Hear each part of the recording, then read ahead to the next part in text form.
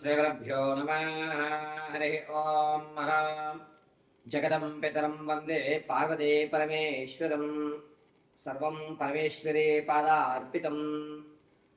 చాలా వరకు ద్వాదశ రాసుల్లో వారు ఎటువంటి దేవాలయాలు దర్శిస్తే మనకి మంచి జరుగుతుంది, నా స్థితి మారుతుంది, ఆర్థిక అప్పుల నుంచి ఏ విధంగా బయటపడడానికి మార్గాలు లభిస్తాయి అనేటువంటి విషయానికి వస్తే గనక మేషం నుంచి మొదలుకొని మీనరాశి వరకు ఎవరు, ఏ రాశి వారు, ఏ నక్షత్రం వారు ఎటువంటి దేవాలయాన్ని దర్శనం చేయాలి, ఒకవేళ కొన్ని కాలమాన పరిస్థితుల ప్రకారంగా సోతగో ఉన్నటువంటి వారు దేవాలయం దర్శనం చేయలేకపోతే తమ ఇంట్లోనే ఉండి ఏ భగవత్నామస్మరణ చేస్తే ఆర్థిక ఇబ్బందులు కానీ, అనారోగ్య సమస్య కానీ, మీరు అనుకున్నటువంటి స్థితి మారడం కానీ, సొంత ఇంటి కళ నెరవేర్చుకోవడం కానీ, వ్యాపారాలు ఏ విధంగా ప్రారంభం చేసుకోవాలి అనేటువంటి విషయాలకి ఎటువంటి దేవతారాధన, ఎటువంటి మాలను మనం ధరించడం, ఎటువంటి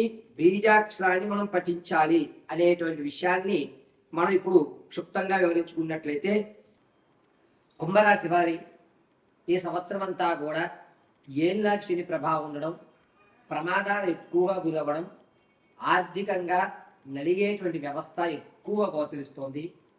అందులోనూ గురుడు శుభసూచకంలో చూస్తున్నా సరే కేతుస్థానము, రాహుస్థానాలు ద్వాదశయుక్తంలో ఉండడం వల్ల ఈ సంవత్సరం కుంభరాశి వారు ఎటువంటి పుణ్యక్షేత్రాన్ని దర్శనం చేయాలి, ఎటువంటి నియమాలు పాటించుకోవాలి, నవగ్రహాల్లో ఏ గ్రహాన్ని మీరు ఆరాధిస్తే కలిసి వచ్చేటువంటి సూచనలు ఉన్నాయి అనేటువంటి విషయాన్ని మనం ఒకసారి క్షుణ్ణంగా పరిశీలన చేయాలి.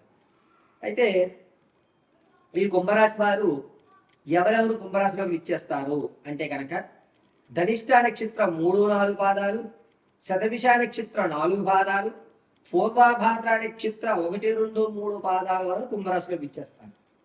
కుంభరాశి వారికి ఏళ్ళనాటి శని ప్రభావం అధికంగా ఉండడం వల్ల వీరు అధోపక్షం 5 మాస శివరాత్రులకి రుద్రాభిషేకం చేయించుకోవడం శ్రేయస్కరం. ప్రతి శనివారం కూడాను నవగ్రహాల్లో ప్రదక్షిణ గావించి ఆదిత్యాయ సోమాయ మంగళాయ బుధాయ చ గురుశుక్రు శనిభ్యశ్చ రాహవే కేతవే నమః అని పఠించుకోవడం అత్యంత శ్రేయస్కరం. పైగా విశేషంగా శనివారం రోజున నువ్వుల నూనెని ఏదన్నా శివాలయంలో నిత్య దీపారాధనకి ఇవ్వండి.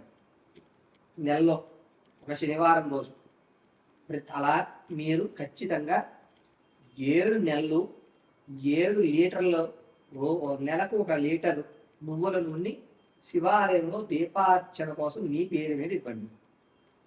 ఇంకొక విషయం, ఈ కుంభరాశి వారి ఆలోచన విధానాలన్నీ కూడా సతమతంగా చిందరవందరగా అదో రకమైనటువంటి ధోరణి వైఖరిత్వంతో మొండితనంగా ఏర్పడుతుంది. విద్యార్థులకి అయితే కనుక చదివింది గుర్తుండదు, ఒకవేళ గుర్తున్న రాయవలసిన సందర్భంలో వేరే రాసి కన్ఫ్యూజ్ అయ్యేటువంటి అవకాశాలు ఎక్కువగా ఏర్పడతాయి.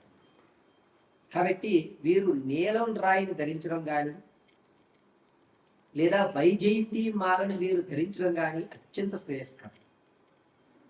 ప్రతిరోజు కుంభరాశి వారు ఏదో ఒక సందర్భంలో శివాలయం దర్శనం చేయడం, శివాలయంలో ఒక 10 నిమిషాలు సమయాన్ని కేటాయించడం, నమో రుద్రాయ దేవాయ నమో నమః అని 54 సార్లు పఠించుకోవడం శ్రేయస్కరం.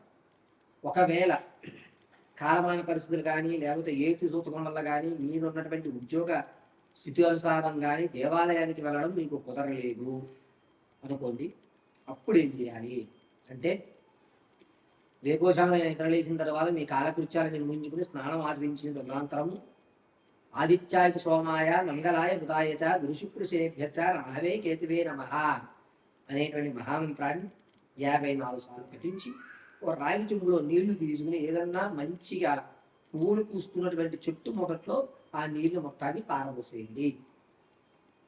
నవగ్రహాలతో అంటే నవరత్నాలతో కూడుకున్నటువంటి మాలని, ఒక్కొక్క గ్రహానికి ఒక రత్నం, అటువంటి మాల కనుక మీకు తెలిసినటువంటి మంచి గోల్డ్స్ ఇస్తుంటే వాళ్ళ దగ్గర నుంచి తెచ్చుకుని ధరించింది.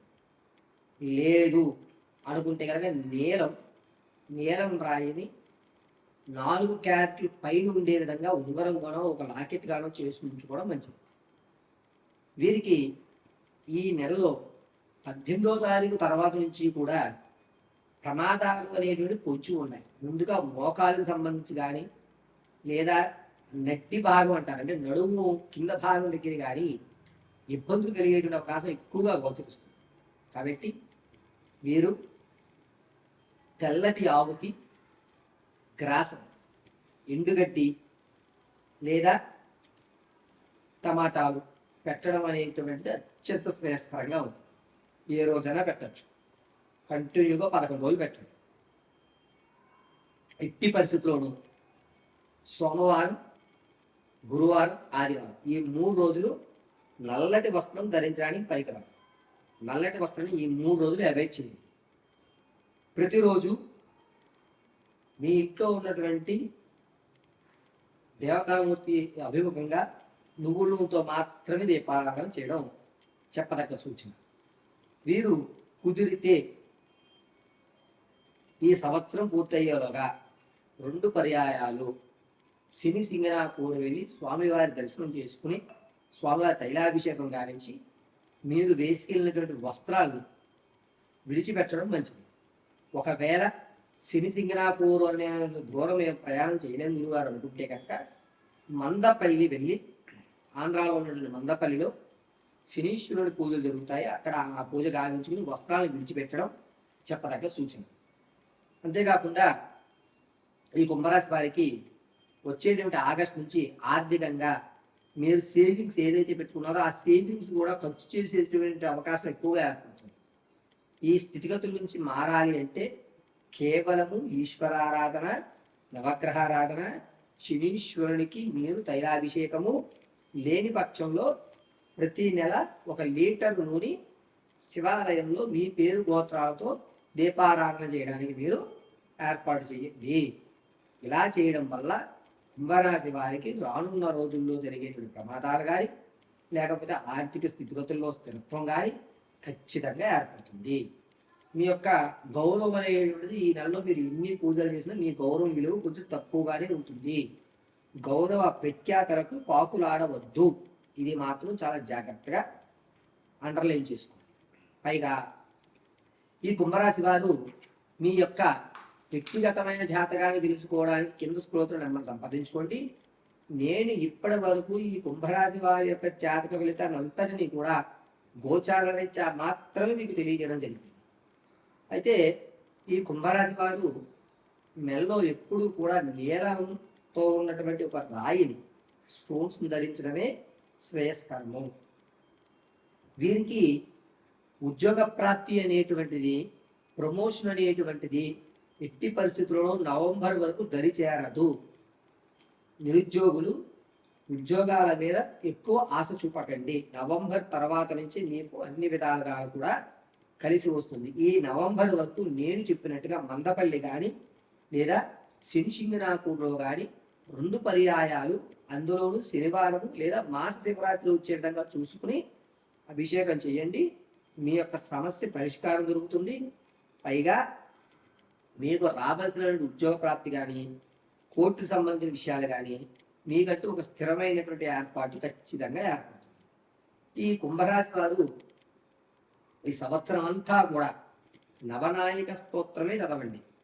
ఆదిత్యాయ చ సోమాయ మంగళాయ బుధాయ చ గురు శుక్ర శనిభ్యశ్చ రాహవే కేతువే నమః, ఇది మాత్రమే చదవండి.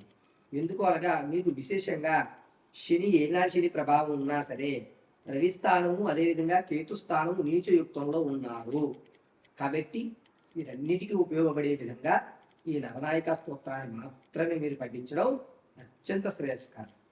ఇక వివాహ యోగ్యానికి కానీ సంతాన యోగానికి కానీ అంటారా, అక్టోబర్ 23 తర్వాత మాత్రమే అవకాశం ఎక్కువగా కనిపిస్తుంది.